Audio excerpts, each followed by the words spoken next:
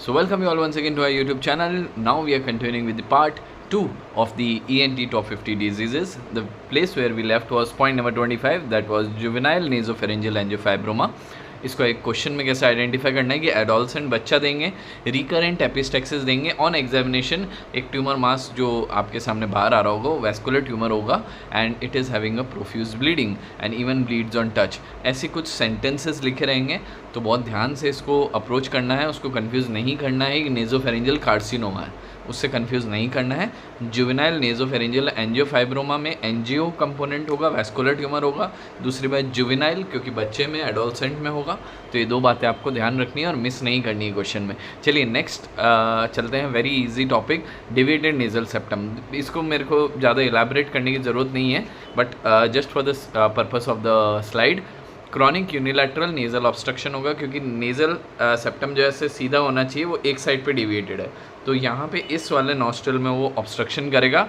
और एग्जामिनेशन पे या तो आपको डिविएटेड नेज़ल सेप्टम का फ़ोटो दे देंगे या फिर वो टेस्ट दे देंगे जिससे आपको एक साइड पे फॉग ज़्यादा आ रहा है, एक साइड पे फॉग कम आ रहा है, वो वाला टेस्ट का फोटोग्राफ दे देंगे। दोनों में से किसी भी फोटोग्राफ में आपको इसको आइडेंटिफाई करना है। चलिए नेक्स्ट पे चलते हैं, सेप्टल हेमेटोमा, कि ब्लंट ट्रॉमा हुआ, एक स्कफल फाइट हुई, उसमें नेज़ल ट्रॉमा हुआ, बायलेटरल नेज़ल स्वेलिंग डेवलप हो गई और आपको सेप्टल हेमेटोमा का फ़ोटो दे देंगे और पूछेंगे मैनेजमेंट क्या करना है, तो रिक्वायर्स अर्जेंट ड्रेनेज। नेक्स्ट आते हैं सेप्टल एब्सेस पे। अगर ये हमने हेमेटोमा को अनट्रीटेड छोड़ दिया तो वो एक दिन इन्फेक्शन होकर एब्सेस बना देगा। सो उस एब्सेस के कारण आपकी जो डिफॉर्मिटी होगी वो जब रिजोल्यूशन में आएगा तो risk of saddle nose deformity है ना, जो रिजॉल्व होगा तो वो आपका सैडल नोज बना देगा। तो ये इस पर कई बार क्वेश्चन पूछा जाता है, इसमें भी आपको एंटीबायोटिक्स एंड ड्रेनेज करना पड़ेगा, नहीं तो सेप्टल डिस्ट्रक्शन की तरफ चला जाएगा। तो deviated nasal septum, septal haematoma और सेप्टल एब्सेस, इन तीनों चीज़ों के बारे में एक एक बात पता होनी चाहिए। डेविएटेड नेजल सेप्टम तो इस तरीके से दिखेगा, एक नॉस्ट्रल को ऑब्स्ट्रक्ट करेगा, हेडेक्स कर सकता है, यूनिलैटरल नेजल ऑब्स्ट्रक्शन कर सकता है। सेप्टल हेमेटोमा क्या होगा कि फाइट हो गई, उसके बाद आपका सेप्टम जो है उसमें हेमेटोमा हो गया, कलेक्शन हो गया, उसको अर्जेंट ड्रेनेज कर दो, नहीं किया तो वो एब्सेस बन जाएगा, एब्सेस बन जाएगा और रिजोल्यूशन होगा तो सैडल नोज डिफॉर्मिटी आ जाएगी। चलिए नेक्स्ट पे चलते हैं, CSF rhinorrhoea, clear watery nasal discharge after trauma, ठीक है, जो कि बंद नहीं हो रहा है। जैसे नॉर्मली अगर कोई वाटरी डिस्चार्ज हो रहा है, आपने उसको अंदर खींच लिया, वो बंद हो गया और उसके बाद वो आगे नहीं आता। इसमें क्या है कि हेड डाउन पोजीशन में आपका लगातार वाटरी डिस्चार्ज होता रहेगा नोज से, पर उससे पहले एक हिस्ट्री दे रखी होगी ट्रॉमा की, कि कहीं ट्रॉमा हुआ, कहीं हेड इंजरी हुई, उसके बाद ये क्रिब्रिफॉर्म प्लेट फ्रैक्चर हुई और वो आपका CSF नीचे ड्रेन कर रहा है। अब जो फीचर आपको एग्जामिनर पूछता है मोस्टली वो बीटा ट्रू ट्रांसपेरेंट पॉजिटिव आता है एंड टारगेट साइन, इन दोनों चीज़ों पे क्वेश्चन पूछे जाते हैं CSF राइनोरिया में। तो ये दो चीज़ें आपको पता होनी चाहिए। ये टर्मिनोलॉजीज आप सुन लीजिए, सेशन को आप सुन लीजिए, प्रीवियस सेशन को आप सुन लीजिए, अगर अभी तक आपने नहीं सुना है तो उसमें हमने 1 to 25 डिस्कस किया है, अभी हम 25 to 50 डिस्कस कर रहे हैं, अलग अलग डिजीज़ हैं, उसके बस बुलेट पॉइंट्स और की फीचर हैं। ये बस एक रैपिड मोस्ट रिवीजन है, आपके एग्जाम से जाने से पहले 15 मिनट आप ये सेशन 1 और 15 मिनट ये सेशन 2 देख लीजिए and you good to go. अगर आपने कुछ भी नहीं पढ़ा है ENT के बारे में, या फिर ENT मिस हो गया, या फिर ENT थोड़ा बहुत पढ़ रखा है, या फिर आप एक क्विक रिविजन चाह रहे हैं सिर्फ डिजीज़ का, ठीक है। चलिए राइनोस्पोरिडियोसिस के बारे में आते हैं, स्ट्रॉबेरी लाइक ब्लीडिंग नेजल मास, इसका एक टैगलाइन दिखेगी आपको क्वेश्चन में कि भाई स्ट्रॉबेरी लाइक मास है और वो ब्लीड हो रहा है, ठीक है, और बच्चे में है और वो पॉन्ड में गया था, ठीक है। तो हिस्टोपैथोलॉजिकल फोटोग्राफ दे देंगे जहाँ पे आपको फंगल लीजन दिखेगा, ऐसे कैप्सूल्स वाले लीजन दिखेंगे, दैट इज़ राइनोस्पोरिडियम सीवरी, ठीक है। You do not have to confuse this strawberry like bleeding mass with that of juvenile nasopharyngeal angiofibroma, क्योंकि इसमें एक पॉन्ड एक्सपोजर दिया जाएगा, कुछ एनवायरनमेंट एक्सपोजर दिया जाएगा जहाँ से फंगस आया, ठीक है। तो कौन सा फंगस था? राइनोस्पोरिडियम सीवरी, ठीक है। इसका एक फोटोग्राफ दिया जाएगा आपको हिस्टोपैथोलॉजिकल, जिसमें आप ऑब्वियसली राउंड कैप्सूल्स आपको आइडेंटिफाई हो जाएंगे। चलिए नेक्स्ट आता है ग्रैनुलोमेटस पॉलीएंजाइटिस, ठीक है। तो ये क्या करता है, क्वेश्चन में आपको सिर्फ दो बातें पढ़नी है कि एक सैडल नोज अगर आपको दिख गया और क्रॉनिक साइनोसाइटिस दिख गया और C एंका पॉजिटिव दिख गया। अब मान के चलिए साइनोसाइटिस तो आपको वैसे भी दिख सकता है, किसी रेजोल्यूशन में सैडल नोज डिफॉर्मिटी भी दिख सकती है, पर जब C एंका पॉजिटिव आ गया that means it is a granulomatous disease. तो ग्रैनुलोमेटस विथ पॉलीएंजाइटिस और वो नोज़ की तरफ डिफॉर्मिटी कॉज कर रहा है, that is the question that the examiner wants to ask. Otherwise यहाँ पे इस एक पर्टिकुलर पॉइंट को अगर आपने मिस कर दिया सी एंका पॉजिटिव को, तो आप ये क्वेश्चन मिस कर जाएंगे और कुछ और डायग्नोस बन जाएगा। सो इस ऐसे एक एक पॉइंट हम आपके लिए लेकर आए हैं जो कि बहुत यूज़फुल होने वाला है एग्जाम के लिए। C ANCA positive, granulomatous polyangiitis, end of discussion. Inverted papilloma पे आते हैं, इसमें भी एक यूनिलैटरल नेजल मास दिखेगा और वो बार बार रिकरेंट आ रहा होगा, आए जाएगा आए जाएगा आए जाएगा, ठीक है। इंपॉर्टेंट क्यों है इन्वर्टेड पेपिलोमा को स्टडी करना? पेपिलोमा सबसे पहले हमें पता होना चाहिए कि एक फिंगर लाइक प्रोजेक्शन होता है जिसकी एक स्टॉक होती है, ठीक है, और ये इन्वर्टेड पेपिलोमा है, अंदर की तरफ है, ठीक है। तो अब ये क्या है, प्री मैलिग्नेंट लीजन है, इसलिए एग्जामिनर इस पर क्वेश्चन पूछ सकता है कि सर अगर आपने इन्वर्टेड पेपिलोमा मिस कर दिया तो लाइकली आप होने वाली मैलिग्नेंसी को भी मिस कर गए। तो ये चीज़ें वो चेक करना चाहते हैं कि as a doctor, as a MD या एमएस जो भी आप लेंगे भविष्य में जाके, क्या आप ये चीज़ें आइडेंटिफाई कर पा रहे हैं या नहीं कर पा रहे, इररिस्पेक्टिव ऑफ एनी ब्रांच। आप किसी भी ब्रांच में, whether you take medicine, whether you take psychiatry, whether you take anaesthesia, ये बेसिक चीज़ें आपको पता होनी चाहिए। इस तरीके से क्वेश्चन फ्रेम किए जा रहे हैं, बहुत ज़्यादा हैवी डिस्कशन या हैवी क्वेश्चंस नहीं दिए जाएंगे, बस वो कॉन्सेप्ट अप्लाई करने को बोलेंगे, आपको बेसिक्स पता होनी चाहिए। तो इन्वर्टेड पेपिलोमा में आपको दो बातें याद रखनी है कि वो एक प्री मैलिग्नेंट लीजन है, दूसरा यूनिलैटरल नेजल मास है और विथ रिकरेंस बार बार ही आया जा रहा है। नेक्स्ट है, काफ़ी देर से मैं डिस्कस कर रहा हूँ, नेजोफेरेंजियल कार्सिनोमा के ऊपर बात करते हैं। Adult with a neck node and unilateral serous otitis media, and hallmark feature क्या है, EBV association, Epstein Barr virus का एसोसिएशन मिलेगा। पूरी हिस्ट्री में कहीं ना कहीं एप्स्टीन बार वायरस के बारे में बात हो रही होगी। एक अडल्ट पेशेंट होगा जिसके नेक नोड्स स्वेल हो गए होंगे, ठीक है, एप्स्टीन बार वायरस आया, अडल्ट पेशेंट में नेक नोड्स स्वेल हो गए और यूनिलैटरल सीरस ओटाइटिस मीडिया, ठीक है। ये आपको क्या बता रहा है कि समथिंग इज़ हैपनिंग हियर, जिससे आपका यूस्टेशन ट्यूब ऑब्स्ट्रक्ट हुआ और यहाँ सीरस ओटाइटिस मीडिया डेवलप हुआ। इस तरीके से क्वेश्चन को पिक करना है, अगर आपको नहीं भी आ रहा है तो इस तरीके से लीड करना है, ठीक है। तो और जाहिर सी बात है कि अगर नेक नोड्स आ रहे हैं तो दैट मीन्स कोई कैंसर होगा जो यहाँ पे जाके नोड्स में आपको इन्फिल्ट्रेट कर रहा होगा, ठीक है।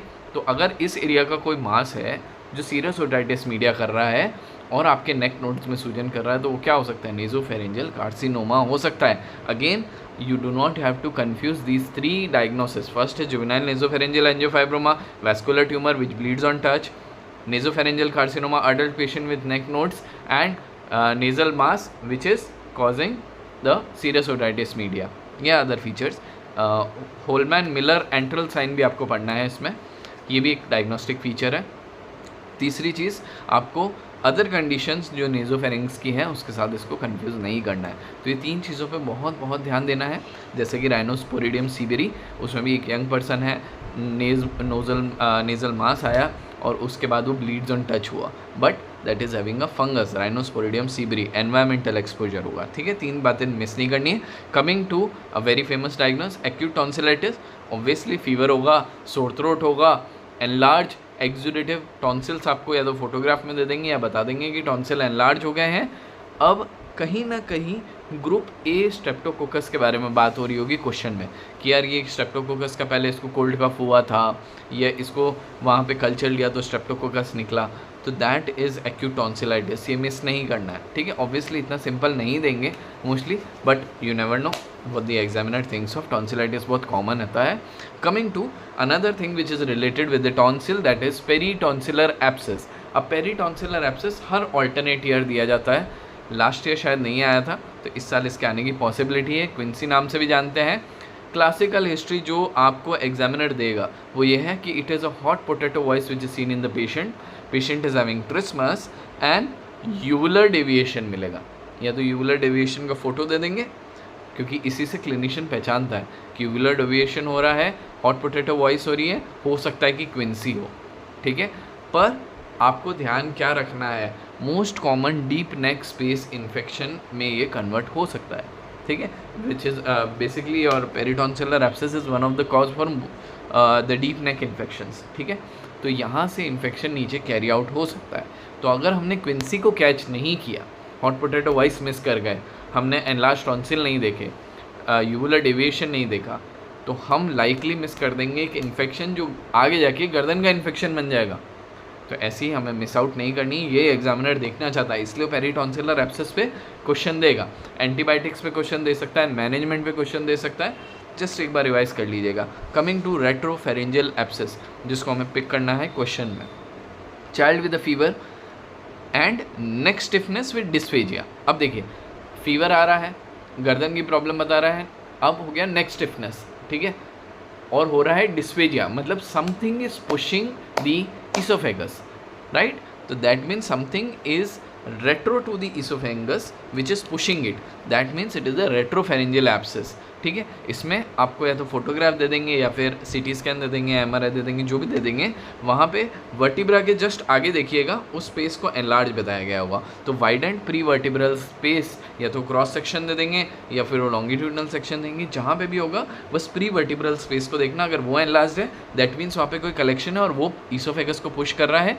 इस वजह से डिस्फेजिया हो रहा है। बस इस एक पॉइंट को अगर आपने ध्यान से पढ़ लिया एग्जाम में तो ये क्वेश्चन आप सॉल्व कर देंगे और वो नंबर आप ले जाएंगे, ठीक है। देखिए हमें बहुत सारी चीज़ें नहीं पढ़नी है, हमें मतलब बहुत डिटेल में नहीं पढ़ना है, हमें सारी चीज़ों का कुछ बातें पढ़नी है। और अगर एक बात आप इस सेशन से ले जाएं या पिछले सेशन से ले जाएं, वो ये बात होगी कि हमें की पॉइंट से आइडेंटिफाई करना है डायग्नोस को, जैसे कि पैराफेरेंजियल एब्सेस। अब रेट्रोफेरेंजियल हमने पढ़ लिया, अब पैराफेरेंजियल, ठीक है। इन दोनों में ही डिफरेंस में एग्जामिनर कंफ्यूज करता है, प्री वर्टिब्रल, पैराफेरेंजियल, रेट्रोफेरेंजियल, ठीक है। पैराफेरेंजियल को कैसे पिकअप करेंगे, सीवियर थ्रोट रहेगा, नेक स्वेलिंग रहेगी, जाहिर सी बात है, बट वो अर्जेंसी क्रिएट करेगा क्योंकि कैरोटिड शीथ का इन्वॉल्वमेंट हो सकता है। अगर यहाँ पे पैराफेरिंग्स में कुछ इन्वॉल्व हो रहा है तो वो कैरोटिड शीथ को इन्वॉल्व कर सकता है, उससे कैरोटिड शीथ में स्पाज़म आ सकता है, वहाँ पे कैरोटिड्स में सप्लाई की प्रॉब्लम आ सकती है, फिर रिस्क ऑफ TIA हो सकता है पेशेंट को, तो न्यूरोलॉजिकल सिम्टम्स पे ले जाएगा, तो वहाँ मेनिंजाइटिस डायग्नोस मत कर देना, दैट इज़ पैराफेरेंजियल एब्सेस, ठीक है। समझना है केस ENT का है, बहुत ध्यान से पढ़ना है इसको। Coming to diphtheria, grey adherent membrane over the obviously pharynx या टॉन्सिल है जो भी area which bleeds on the removal, है ना। बुल नेक अपीयरेंस, बहुत क्लासिकल, 2 साल पहले नीट PG में दिया हुआ है ये क्वेश्चन, बुल नेक अपीयरेंस का फोटोग्राफ दे दिया था, डिप्थेरिया वाज द डायग्नोस। कभी कभी बहुत सिंपल भी रख लेते हैं क्योंकि उनको हर वैरायटी के क्वेश्चन देने हैं। कमिंग टू लुडविग एंजाइना, अब आपको सबको पता है कि it's a bilateral submandibular cellulitis after a dental infection, कि भाई मोलर टूथ एक्सट्रैक्शन हुआ या मोलर इन्फेक्शन हुआ और वो जाके नीचे इन्फेक्शन कर गया आपके सबमैंडिबुलर स्पेस में, बट विच इज़ बायलैटरल। पर ये इंपॉर्टेंट क्यों है लुडविग एंजाइना, क्योंकि ये एयरवे कॉम्प्रोमाइज़ कर सकता है, अगर ये बढ़ता गया तो आपकी एयरवे को कॉम्प्रोमाइज़ कर देगा, इसलिए क्वेश्चन पढ़ना बहुत ज़रूरी है। अर्जेंट सिचुएशन बन सकती है, जितने भी क्वेश्चन एग्जाम में फ्रेम किए जाएंगे या तो वो अर्जेंट सिचुएशंस को लेके होंगे या फिर एमरजेंट सिचुएशन को लेके होंगे, कि जैसे ये कंडीशन आप मिस कर गए तो ये हो जाएगा, है ना। ये pre malignant lesion inverted papilloma miss कर गए तो आपका कैंसर बन जाएगा। अगर आपने ये लुडविग एंजाइना को मिस कर दिया तो बाद में एयरवे कॉम्प्रोमाइज़ हो जाएगी, ठीक है। अगर आपने पैराफेरेंजियल एब्सेस को मिस कर दिया तो वो कैरोटिड शीथ को इन्वॉल्व कर लेगा और फिर ब्रेन स्ट्रोक्स एंड TIA जो भी हो सकता है, ठीक है, ब्रेन एब्सेस हो सकता है, जो भी हो सकता है, ठीक है। चलिए एक्यूट एपिग्लोटाइटिस पे आते हैं, बहुत पेक्यूलियर, ये भी 2 साल पहले नीट PG में पूछा गया, हाई चांसेस हैं इस नीट PG में आपको मिलने के। Point number 40 is very important, high fever आएगा बच्चे में, ड्रूपिंग होगी, ड्रूलिंग ऑफ द सलाइवा होगा and thumb sign on the lateral chest lateral x-ray of the neck, है ना। ये अपना एपिग्लोटिस ऐसा होता है, ठीक है। अगर ये इन्फ्लेम्ड हो जाएगा तो सूज के बड़ा हो जाएगा, ठीक है, और ये थम साइन मिलेगा आपको एक्सरे नेक पे, ड्रूलिंग ऑफ सलाइवा हो रहा है क्योंकि सलाइवा अंदर लेते ही उसको दर्द हो रहा है, ठीक है। यहाँ पे एक क्लासिकल फीचर है जो आपको आइडेंटिफाई करना है, मतलब कुछ उतारने में दिक्कत हो रही है, दैट मीन्स वो इसोफेजाइटिस हो सकता है, एपिग्लोटाइटिस हो सकता है, सॉरी। चलिए नेक्स्ट बात है लैरिंगोमलेशिया, इन्फेंट को आपको देंगे, ठीक है। इन्फेंट की हिस्ट्री चल रही होगी, इंस्पिरेटरी स्ट्राइडर हो रहा होगा since birth, because laryngomalacia is the most common congenital laryngeal anomaly जो आपको देखने को मिल सकती है। तो मोस्ट कॉमन पे यहाँ पे सवाल बनाएगा एग्जामिनर कि भाई आप इतने सारे इन्फेंट्स देख रहे हैं, NICU में खड़े हुए हैं, आपने MD पीडियाट्रिक ले ली है और एक इंस्पिरेटरी स्टाइडोर का वहाँ केस है, तो इंस्पिरेटरी स्टाइडोर का जो केस है मोस्ट कॉमन कॉज क्या हो सकता है, लैरिंगोमलेशिया, ठीक है, तो ये आपको मिस नहीं करना है। Coming to the vocal nodule, teachers होंगे, सिंगर्स होंगे जो होर्सनेस ऑफ वॉइस के साथ प्रेजेंट करेंगे, और आपको वोकल कॉर्ड्स का फोटो दिया जाएगा, बायलेटरल नोड्स होंगे वहाँ पे, मतलब नॉड्यूल बन चुके होंगे आपके वोकल कॉर्ड पे, पर अब पोजीशन ध्यान रखनी है, it is anterior 2/3 and posterior, sorry anterior 1/3 and posterior 2/3, ठीक है, बहुत ध्यान से याद रखना है। टीचर्स और सिंगर्स स्टेज पे परफॉर्म करते हैं, स्टेज के एंटीरियर 1/3 पे कर रहे होते हैं, और पीछे बहुत बड़ा स्टेज होता है तो 2/3 होता है पीछे, तो एंटीरियर 1/3 और पोस्टीरियर 2/3 के जंक्शन पे कौन खड़ा होता है, टीचर या सिंगर स्टेज पे, इसलिए वैसे ही जगह नॉड्यूल बनता है उनका वोकल कॉर्ड पे। ये बस एक याद करने का तरीका है, ठीक है। रिंकेज एडिमा पे आते हैं कि क्रॉनिक स्मोकर बहुत है पूरे इंडिया में, तो chronic smoker with deep husky voice हो सकता है, चलिए, और gelatinous swelling of the vocal cord, ठीक है। अब यहाँ पे ट्यूमर पे नहीं चल जाना है, इट इज़ रिंकेज एडिमा, स्मोकर आ गया, जिलेटिनस स्वेलिंग आ गई और डीप हस्की वॉइस आ गई, Reinke's oedema, end of discussion. Vocal cord polyp, इसमें क्या होगा, sudden hoarseness of voice after voice abuse, कि नॉर्मली कोई सिंगर विंगर टीचर वीचर नहीं था, पर इलेक्शन में गया, और ऐसे एग्जांपल दे रहा हूँ, इलेक्शन में गया एक व्यक्ति और जोर जोर से चिल्लाने लगा, या फिर कोई कॉन्सर्ट हुआ वहाँ पे आपने जोर जोर से चिल्लाया, अब अचानक से आप नेक्स्ट मॉर्निंग उठते हैं और आपकी सडन होर्सनेस ऑफ वॉइस होती है, ठीक है, और आपका एग्जामिनेशन करते हैं, वहाँ पे वोकल कॉर्ड पे एक पॉलिप नज़र आता है, पर वो यूनिलैटरल होता है, ठीक है, क्योंकि हम पिछले केस में गए थे वोकल नॉड्यूल में, वहाँ क्या लिखा था, बायलैटरल नॉड्यूल्स हैं, पर वोकल कॉर्ड पॉलिप में क्या है, यूनिलैटरल है और सडन होर्सनेस है, और कोई ऑक्यूपेशन नहीं देगा, ठीक है, स्टूडेंट वूडेंट या ऐसा कुछ दे देगा, ठीक है, जिसने सडन वॉइस का एक्सपोजर कर दिया, ये घर पे फाइट हो गई, जोर जोर से चिल्ला लिया, तो वो आपका वोकल कॉर्ड पॉलिप है, यूनिलैटरल और बायलैटरल। देखिए एक शब्द पे पूरा डायग्नोस बदल जाएगा, ठीक है। लैरिंजियल पैपिलोमैटोसिस, जिस पे क्वेश्चन पूछा जाता है, इसमें हमेशा हमेशा हमेशा HPV वायरस 611 मेंशन्ड होगा, बहुत ध्यान से नोट कर लो। लैरिंजियल पैपिलोमैटोसिस में HPV 6 and 11 is there. Recurrent hoarseness voice in a child हुआ, इन्फेक्शन हुआ, कौन सा इन्फेक्शन, HPV 611 का हुआ, और होर्सनेस ऑफ वॉइस हो गई, लैरिंजियल पैपिलोमैटोसिस। इस तरीके से याद करना है 3 पॉइंट्स में डायग्नोसिस को, और सिंप्लीफाई करके रखना है सब्जेक्ट को। देखिए हम यहाँ पे 30 मिनट्स के अंदर, 15 मिनट्स पहला सेशन और ये शायद 20 मिनट्स का होगा, कुछ समथिंग अराउंड 45 मिनट्स में हमने आपके लिए ENT ख़त्म कर दी है, ठीक है। इसी तरह हम शॉर्ट सब्जेक्ट्स लेके आते रहेंगे, चैनल पे बने रहिएगा, और फ्रेंड्स को भी शेयर कीजिएगा अगर आपको यूज़फुल लगे तो, ठीक है। चलिए लैरिंजियल कार्सिनोमा पे आते हैं, इसमें एल्डरली पेशेंट होगा। कार्सिनोमा किसको होता है, बहुत एल्डरली पेशेंट जिसने आदतें छोड़ी ही नहीं। कौन सी आदत थी, स्मोकिंग की आदत थी। अब वो आपके पास आया कि मेरे गले में थोड़ी सी आवाज़ चेंज हो गई, होर्सनेस आने लग गई, कितने हफ्तों से आ रही है, 3 हफ्तों से आ रही है, ठीक है। एल्डरली पेशेंट, स्मोकर, 3 हफ्तों से होर्सनेस। आप गए, आपने चेक किया कि भाई वहाँ पे ग्रोथ दिख गई ग्लॉटिक एरिया में। अब ग्लॉटिक एरिया क्यों बोला, क्योंकि एग्जामिनर ये जानना चाहता है कि अगर ऐसा कोई केस आया आप में एग्जामिनेशन के, मोस्ट कॉमन एरिया कौन सा इन्वॉल्व हो सकता है, तो glottic carcinoma present as the earliest part. Subglottic इतना प्रेजेंट नहीं करेगा, सुप्राग्लॉटिक भी कम प्रेजेंट करेगा, ग्लॉटिक ज़्यादा प्रेजेंट करेगा, क्योंकि उस एरिया में सबसे ज़्यादा एक्सपोजर हो रहा है, करेक्ट। तो glottic area involvement presents at the earliest, ये एक लाइन आपको याद रखनी है यहाँ पे। ओरल स्क्वैमस सेल कार्सिनोमा पे आते हैं, इसमें एक नॉन हीलिंग अल्सर दे देंगे, टोबैको यूज़र दे देंगे, वो सब आपको पता है। इसमें बायोप्सी इज़ गोल्ड स्टैंडर्ड। बस एक बात याद रख लीजिए, कुछ भी ओरल स्क्वैमस सेल कार्सिनोमा का देखना है, सबसे पहले सेल देखने पड़ेंगे स्क्वैमस सेल कार्सिनोमा के, केराटिन पल्स देखने पड़ेंगे। तो कहाँ से देखेंगे, जब तक टिश्यू नहीं निकालोगे, सर्जरी नहीं करोगे, तब तक कैसे आइडेंटिफाई करोगे। So biopsy is the gold standard, otherwise it is a clinical suspicion. ये एक बात याद रखनी है। Obviously squamous cell carcinoma is a huge topic, और TNM क्लासिफिकेशन और बहुत कुछ है, पर आपको 2 बातें याद रखनी है अगर आपने कुछ भी नहीं पढ़ा है तो। और हाँ, केराटिन पल्स दिखते हैं इसमें, हिस्टोपैथोलॉजिकल एग्जामिनेशन में आपने पढ़ रखा होगा। प्लियोमॉर्फिक एडिनोमा जो पैरोटिड ग्लैंड का बहुत कॉमनली प्रेजेंट करता है, स्लो ग्रोइंग पैरोटिड स्वेलिंग आ जाएगी, ठीक है। अडल्ट का केस दिया जाएगा mostly, because it is the most common benign salivary gland tumour, तो ये आने की पॉसिबिलिटी बहुत ज़्यादा है, इसके केस बहुत ज़्यादा होते हैं, इसलिए आने की पॉसिबिलिटी ज़्यादा है। And do not confuse it with mumps. Last slide पे आते हैं, वॉर्थिन ट्यूमर पे आते हैं, elderly smoker with cystic parotid swelling. अब एल्डरली पेशेंट है पर स्वेलिंग भी है पैरोटिड में, पर सिस्टिक है, ठीक है। और बायलेटरल होने की चांसेस हैं। तो ये क्या हो गया, वॉर्दिन ट्यूमर हो गया। तो वॉर्दिन कैसे लिखते हैं हम, ऐसे लिखते हैं, W ऐसा होता है, तो वो हमेशा बायलेटरल होगा। और ये ऐसा टाइप का पेड़ हमने धमाल मूवी में कहाँ देखा था, नदिया किनारे, तो वहाँ पे सिस्टिक स्वेलिंग होगी। ऐसा समझने के लिए, याद रखने के लिए ज़रूरी है।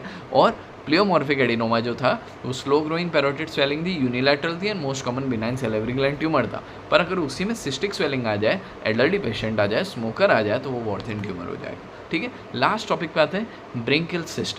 Young adult patient, painless lateral neck swelling along the anterior border of the sternocleidomastoid. ये स्टर्नोक्लीडोमास्टॉइड के एंटीरियर बॉर्डर पे आपको एक स्वेलिंग दिख गई जो कि पेनलेस है, लेटरल नेक स्वेलिंग है, चांसेस ऑफ ब्रेंकियल सिस्ट। इस तरीके से आपको पिकअप करना है। इनकेस फ़ोटो नहीं दी, इस एग्ज़ाम में मैं एंटिसिपेट कर रहा हूँ कि फ़ोटोज़ रहेंगे, पर एक कम मात्रा में रहेंगे जितने पिछले एग्ज़ाम में रहे थे। पिछले जितने एग्ज़ाम्स में रहे हैं उससे कम फोटोग्राफ्स रहेंगे, ज़्यादा रिटन क्वेश्चंस रहेंगे। ठीक है, I hope you find this video useful. दूसरे सब्जेक्ट को हम आपके सामने लेके आएंगे। And till then post questions in the comment section below. एंड इस पूरी पीपीटी को हम टेलीग्राम चैनल पे अपलोड कर देंगे। आप टेलीग्राम लिंक पे जाइए और वहाँ से पीपीटी डाउनलोड कर दीजिए, खुद पढ़ लीजिए। आप जो एनोटेशन करना चाहें वो कर लीजिए, काफ़ी ब्लैंक स्पेस हमने रख रखी है। With that I and my discussion. Thank you so much.